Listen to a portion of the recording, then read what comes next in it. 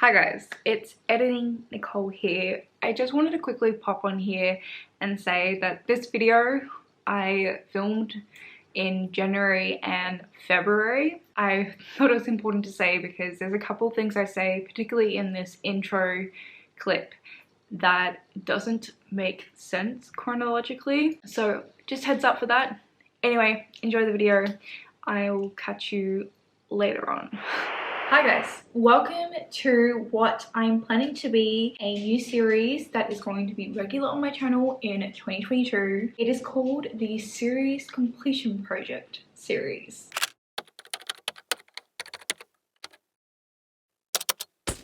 Let me explain. I love reading book series, but often if I do not binge read a series, I forget that I'm reading or have started that series. So I thought a really fun way to make myself productive when it comes to reading book series is to do a vlog series around it.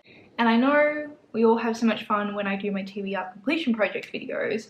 I thought, why not do a sort of spin-off of that series? Yes, I've created a spin-off of my own vlog series. How this is going to work is I'm going to react to a past wrap-up of mine. In pretty much every one of my wrap-ups, I think I've read or started a book that is part of a series. So we're going to randomly watch a wrap-up at the start of each of these vlogs. Whatever books pop up that are part of series that I have not continued that series, I'm going to let you know if I've DNF'd that series or if I want to continue it and I just haven't gotten around to it. And if that is the case, then we'll be continuing that series in the vlogs. Hopefully this works. It may not, but I'm going to figure it out along the way and bring you with me. Hopefully it's a fun time. Let's just dive right in. I have my laptop here and I have my playlist up of all my wrap-ups. Now, how I'm going to choose this is we're not going to go in order of the wrap-ups I've done, like from the very start of my channel to now.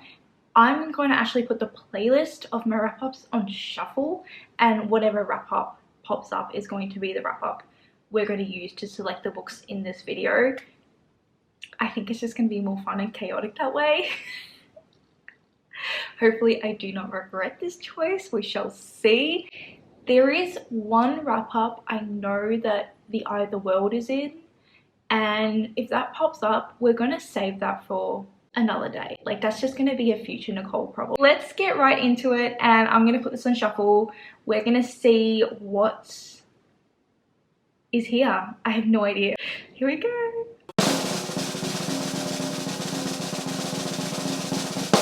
March 2020 wrap-up.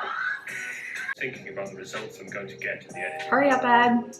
We're skipping you. Hey guys, it's Nicole. Welcome back to my channel, and today I'm going to show a few old books I read in March. I'm going to skip over the books that aren't part of series.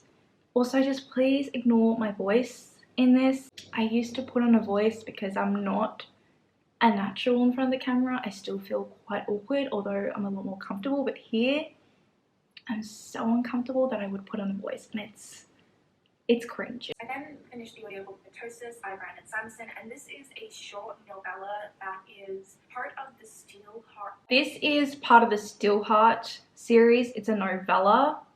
This is my least favorite Brandon Sanderson series I've read. It's YA, and I think it's his worst. Yeah, so I've read the novella. I've finished off the trilogy. It's a done series. We don't need to read anything for that in this video. Continuing on.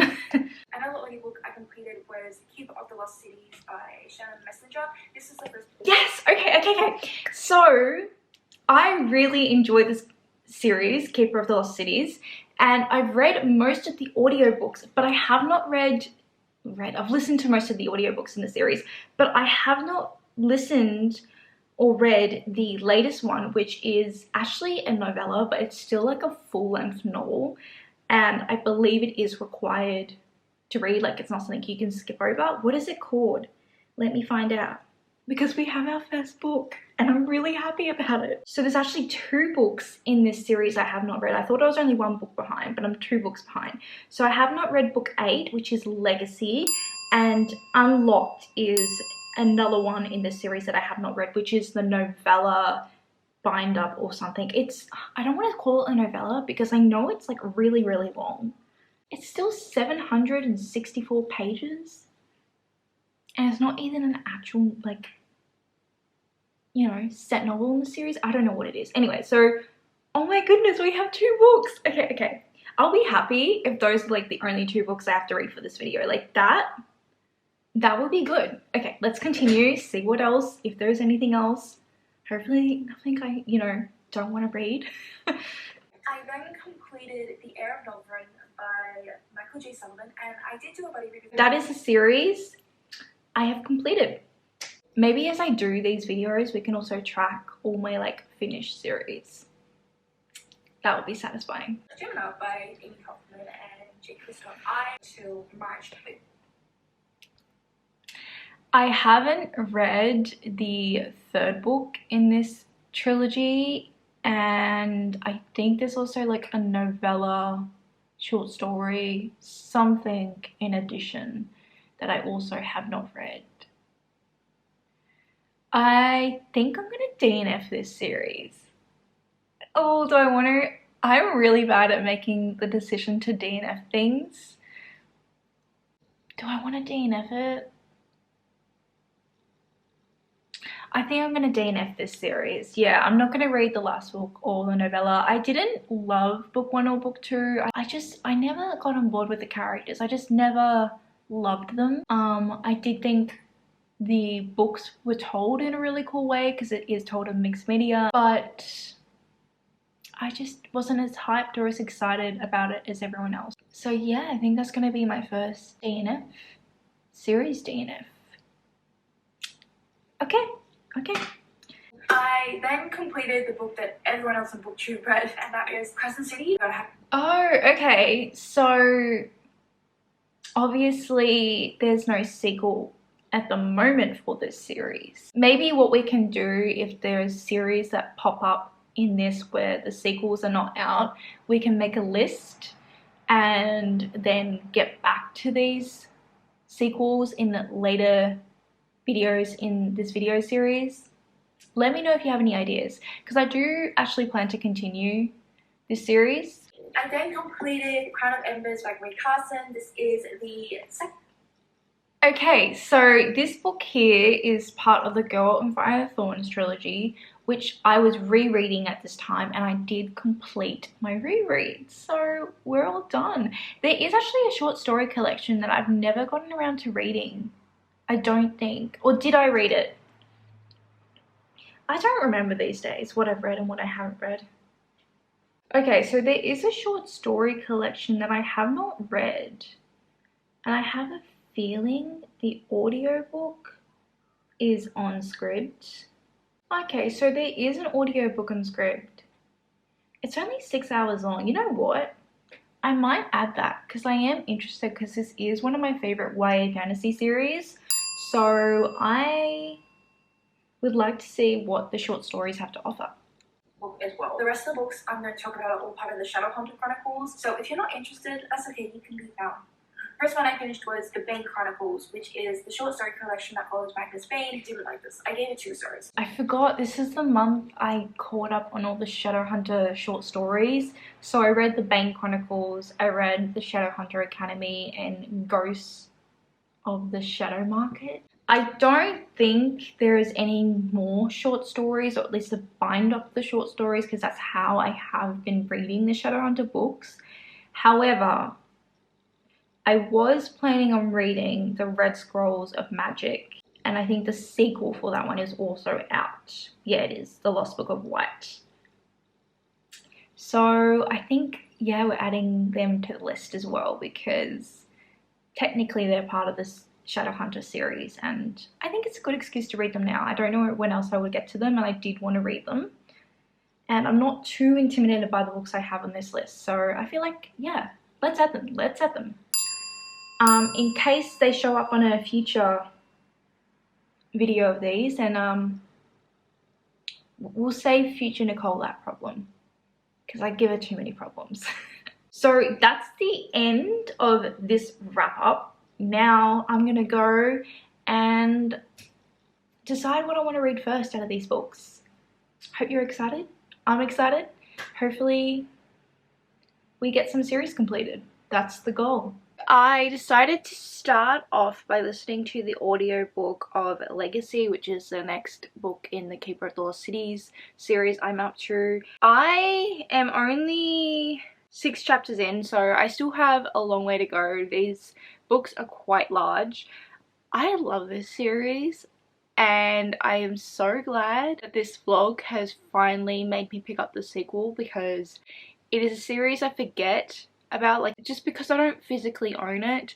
I've been listening to the audiobook, so it's so easily forgotten. I was a little bit worried because it has been quite some time since I read the last book in the series, book 7. There's definitely things I've forgotten, but I remember enough that I'm not lost and my enjoyment is not impacted. Also, the book's doing a good job of reminding you things that you need to remember. What makes me so truly obsessed with the series is the found families. Like, there's so many found families. Our main character Sophie is from our world, and she finds out that she's actually an elf in book 1, and she's taken to live in the elven world and to go to school there and to learn their ways and their magic and all of that. And she's given an adopted family from book 1, so like we have that kind of found family. Then she also has a friend group that has expanded as the series has gone on, and I love like all the different friend dynamics. It's just like so much fun. Like, it's just a really wholesome, fun time. I didn't realize how much I missed it, so I'm so glad I have 2 books to read. And then I think the next book that's coming out, I think this year, let me double check, when's this book coming out? Because I think book 9 in the series is going to be the final book. Oh no, there's going to be 10 books in the series.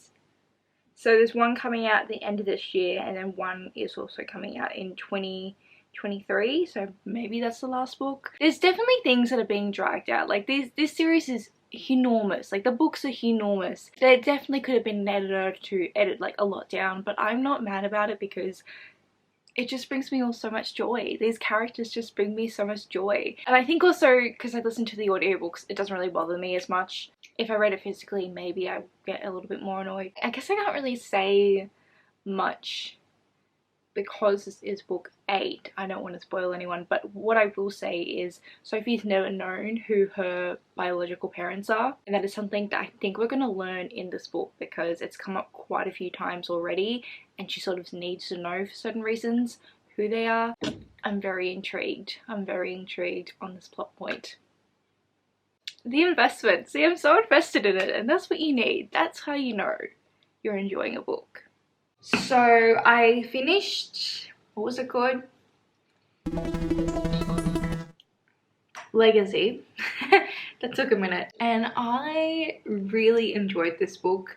I gave it 4 stars in the end. I have so much love for the characters. The series has been such a roller coaster because there have been some books I've given 2 stars, and then there's some books like this one where I've given them 4 stars. So there's definitely, like, I guess, slogs in the series. Like, I think there are some books where the plot doesn't progress as much as I would like. There are some additions in the series where we also spend a lot of time with certain characters I don't like. So I find those are sort of the main factors that influence whether one of the books ends up becoming like a favorite in the series or like a least favorite. But this book was definitely really, really good. I loved the reveals that happened in this. I love just what happened in general. I can't say much, obviously, being in book 8, but I think this was a really great book. Even though the series isn't a series I read growing up, it's very reminiscent of a lot of the series I read growing up. Like, Sophie is not quite the chosen one, but she's sort of in that realm, I guess, of being the chosen one. There's so many great good friends. There's like a magical school setting, but also this alternate magical world that's kept secret from the human world. Like, it's just all those like sort of nostalgic, like magical middle grade setups this book has, and it's just so much fun. I also really love how we follow these characters growing up, because in book 1 Sophie's like 12 and where I'm at she's 17, so she's a lot older, and I love when middle grades kind of age the characters up and you get to see them grow. And I also really like Sophie as a character. I find her very easy to follow. I also really like how she deals like with anxiety, and like she worries a lot and she overthinks, and the way she overthinks is very similar to my own like overthinking tendencies, so I appreciate that as well. So I am up to 8.5, and while I was reading book 8, Legacy, I was updating my friend Katie because she has read it and she really loves the series, and then I mentioned how I was going to read Unlocked, which is 8.5, which is supposed to be a novella, but I got it from the library. It's still that big. It is still a novella, but the novella is like the end parts, and then the rest of this book is like random information about the world. I don't know like how much of this I should read, to be honest. Like there seems to be like character lists and like family trees, so I feel like that sort of stuff I'll probably gloss over, and then I'll definitely read, oh yeah, here it is, this is the novella, so that part is the novella. So it is actually a novella, not a like full-length book, even though it kind of looks like it. But I think I'm gonna pick up one of the Cassandra Clare books next. I got them both out from the library, so this is so short. I feel like this will just take me an evening. I have to be honest, when it comes to Cassandra Clare, I definitely have a soft spot for her. She is an author who really got me into reading when I was younger. I was already a reader when I read her books, but she just made me like obsessed with reading. Like she's the author who made me obsessed. Which I don't know, is that shameful to admit or not? I know this series follows Magnus and Alec, who I really enjoy their perspective, or their, you know, what we get of them in the original series. So I'm excited to see what this has in store, but also I'm a little bit hesitant because I know this takes place in the middle of the Immortal Instrument series. Like I think it takes place after the 3rd book, and I think this series is also adult as well because the original series is YA, I think. In all honesty, this book has taken me some time. It's huge, of course it would, but most of this is like a guide to the world, so we learn a lot about like the different societies. There's like character lists and like in-depth information about the characters, which was actually really good to read because I feel like it brushed up all my memory and like knowledge of what's happened in the story so far that I'd forgotten. Like obviously I read book 8 before this one, and I remembered enough to be able to keep up with the story, but this like has made me feel like I'm fully up to speed sort of thing. There's definitely a couple things I just skimmed over. Like there were a couple like quizzes in here that kids could do, and there was like a recipe for cooking. So there's stuff like that that I just kind of like looked and over briefly, but didn't need to read in depth. Like I've got one more chapter and then I'm up to the novella, which is exciting. Okay, I'm back. Sorry, my memory card was full, so I had to delete some footage that I didn't need anymore. But I need to update you on the Red Scrolls of Magic because I have also been reading this, and I've almost finished this one. I think I'll finish this one today. I'm up to chapter 21, which is page 239. I only have this amount left. It's very easy to read, like it doesn't take effort and a lot of attention to read, so it's been good to pick up when I get home from work because I do struggle sometimes to read after work. Because this series is set in the middle of another completed series, I don't feel the stakes. Like when these characters are in danger and such, it's like I know they're going to be alright because this is in the middle of another series and they're perfectly fine and alive in other books. I don't know if this series is necessary because it does feel very filler. If it was a novella, I think that would be a different story because then that's like something extra. But the fact that this is a whole extra series, it just feels like too extra. Anyway, I'm glad I know like what happens in here and what this is about because I did want to know. I did want to read this eventually. I've been putting it off because I didn't think it was going to be a favorite. I've made some really good progress because I finished 2 books. I finished Unlocked which I think I'm going to give 3 stars. I did sort of struggle to rate this because so much of it was a guide and so little of it was an actual story. The novella was tiny compared to the rest of this book, and I did really enjoy it. We usually only follow Sophie's perspective in the series, but in this novella we had Sophie's perspective and one other character.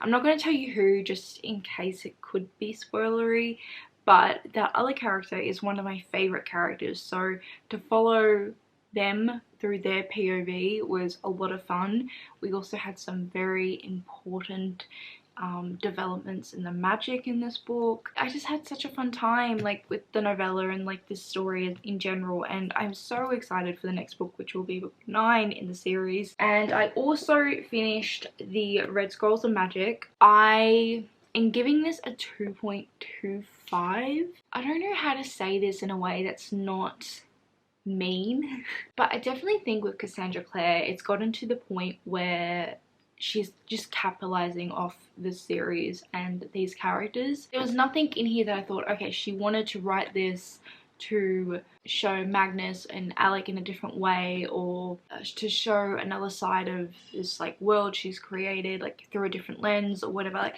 there was nothing new. I just feel like at this point she's really milking this series, and I definitely think that this could have just been a novella. I don't think it needs to be a first book in a new series. I also think that the characters sort of blur a bit for me at this stage. Like Alec in here, right? In the original series, he's not the Joker. Like he doesn't make jokes. He's a very like serious guy, and obviously like you'll see a different side to him in here because he's with his romantic partner. But the sort of jokes he was making is literally the exact kind of jokes that the like Joker characters would make. It annoys me, like they all make the sort of same jokes. There was this whole bit where they meet up with a couple of characters that are part of the series, but they are part of the later books in the series, so they technically haven't met them yet. So they meet them for the first time in here, but then at the end when they depart from those characters, they make a deal that they never met, so that in this original series when they meet, that's going to be their meeting for the first time, when it actually isn't. And that just kind of felt cheap. Like I keep reading them because I do like the characters and I am interested to see what she's going to do next, but I think there's just so many opportunities for her to like explore the world in different ways or develop the world in different ways, and nothing new ever happens. Like not even plot wise. I feel like we just kind of go through the same plot. She always has like some sort of mystery, and then there's a betrayal of someone like close to the characters who ends up being the villain, and they have some sub's backstory that revealed and that was their motivation. It's literally the same setup every book. I just think it's quite lazy, but I say that and I am gonna read the next book. And then I also am currently in the middle of the short story collection for the Girl of Fire and Thorns. Can you see that? Trilogy. So I believe there's 3 short stories. The first one that I'm currently listening to, I'm only on the 3rd chapter, is from the perspective of the sister of the main character of the original series, and I'm thinking we follow the love interest, and I'm not sure who the 3rd story is about. It's been quite a few months. It's October. I had edited most of this video months ago. I thought I had updated you on all the books, but I actually can't find any updates for the last 2 books I was talking to in the last clip. So let's talk about them now. I was quite annoyed, like not just disappointed, quite annoyed with The Lost Book of White. I really did not think this book needed to be written. I know I talked a little bit about in the first book, The Red Scrolls of Magic, how Cassandra Clare was sort of creating plot holes and giving really cheap explanations to canon storylines that she had created. In here, it kind of gets worse because there is a character that is dead in the original series that comes back in this book. She gave the cheapest excuse why this character is no longer dead.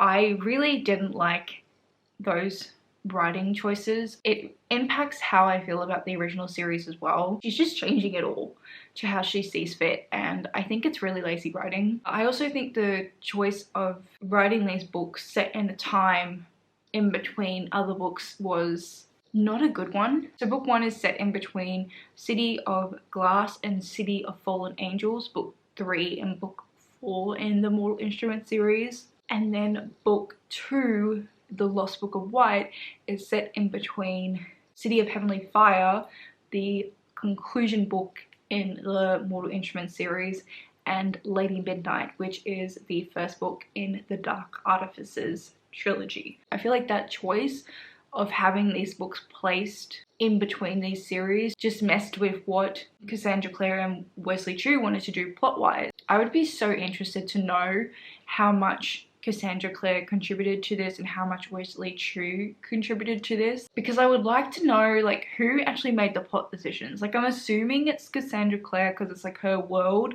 and maybe like Wesley Chu just helped out with the writing, but like if anyone has any insight, can you please share, because I am so curious. At the end of the day, I just really was so angry with the choices made in this book in particular that I didn't have a good time reading it, and I gave it 1 star.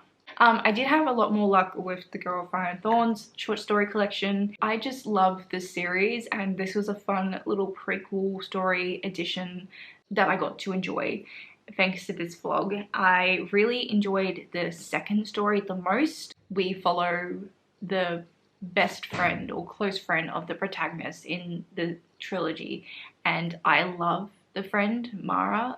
We get to see her upbringing. She grew up with a pretty abusive dad, so trigger warnings for parental physical and emotional abuse. Mara is a character, when we meet her, she's like part of a revolutionary group of sorts, so we sort of see her journey from her home village to there. This novella also had the most going on plot-wise out of the 3, which I think also contributed to my enjoyment. And the final novella is a story about the love interest, or one of the love interests. I do need to add that obviously when I was filming the beginning of this video, this bad boy was not out, and it is now out, and I did rent it from my library. She is very big, and I planned to read it for this video as well as an edition, but I started reading it and I realized I need to reread book 1, so we're not going to read this in this video. I'm going to actually save it for a future vlog. I'm also trying not to shoot myself in the foot and read a ridiculous amount of books for these videos. I want to focus more on getting them done and being reasonable. we're practicing, we're getting there. But I really hope you enjoyed this video. I've been so excited about this concept and idea for so long. I've almost finished editing it and it's going to go up tonight. So if you've watched this and you enjoyed it and you've made it this far, could you please leave me the rose emoji in the comment section. Thank you so much for watching. Always appreciate your support, and I hope that you're really having a great weekend and you're enjoying whatever you're currently reading. Hopefully I will also see you next time. Bye.